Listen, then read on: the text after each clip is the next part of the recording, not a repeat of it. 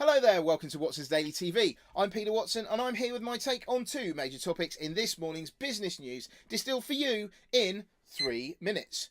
This is a cut down version of my weekday newsletter, Watson's Daily, in which I usually comment on a number of companies and themes. Can I beat the buzzer? Today I'm going to talk about falling markets and IKEA's changing business model.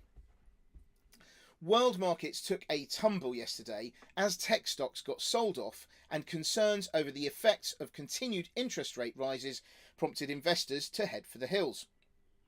The fact is that these days the big FANG tech stocks make up a disproportionately large chunk of major indexes, and so any weakness in these stocks has big aftershocks.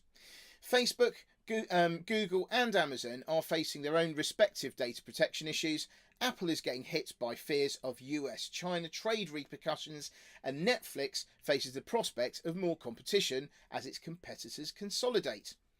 Although valuations have been rather toppy for tech stocks, I believe that there is still more upside for them as they are producing stuff that everyone wants, and they are improving all the time at monetizing their respective offerings.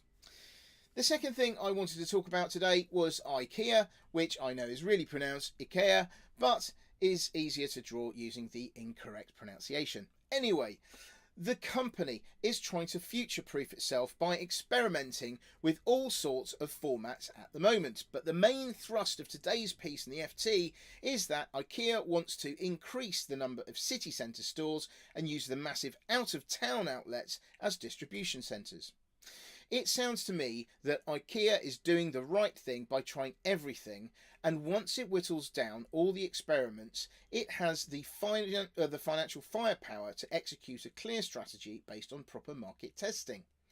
It is making the right moves, but the real test will be in the execution of a strategy that isn't yet fully formed. You can get more detail on these stories and more in my daily weekday blog on watsonsdaily.com. For instance, in today's edition, I talk about Sears potentially going bust, as well as the woes at Wilko and Patisserie Valerie, and the latest developments at Snapchat and Fevertree. Anyway, Watson's Daily is intended to give you the essence of the day's commercial news with opinion. You can read the whole thing in anything between 1 and 7 minutes. Please go to watsonsdaily.com to find out more if you're interested. See you tomorrow, and thanks for watching. Watson, out.